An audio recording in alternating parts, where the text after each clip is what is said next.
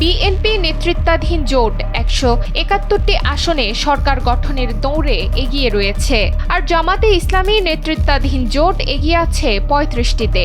৮৬টি আসনে হাড্ডাহাড্ডি লড়াইয়ের সম্ভাবনা রয়েছে। ভোটের আগের রাতেই তুমুল উত্তেজনার মধ্যে প্রকাশ করা নতুন জরিপে উঠে এসেছে এসব তথ্য।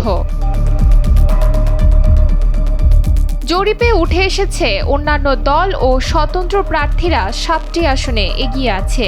বিএনপি ও এর শরিকরা ৪৬.৬০% এবং জামাত নেতৃত্বাধীন জোট ৩২.৫৬% ভোট পেতে পারে। গবেষণা প্রতিষ্ঠান সেন্টার ফর সোশ্যাল ইনসাইট এবং লন্ডন ভিত্তিক সাপ্তাহিক সুরমার যৌথভাবে করা সমীক্ষার ফলাফলে উঠে এসেছে ১২ ফেব্রুয়ারি নির্বাচনে ৮১% ভোটারের মধ্যে অভাবনীয় উৎসাহ কাজ করছে।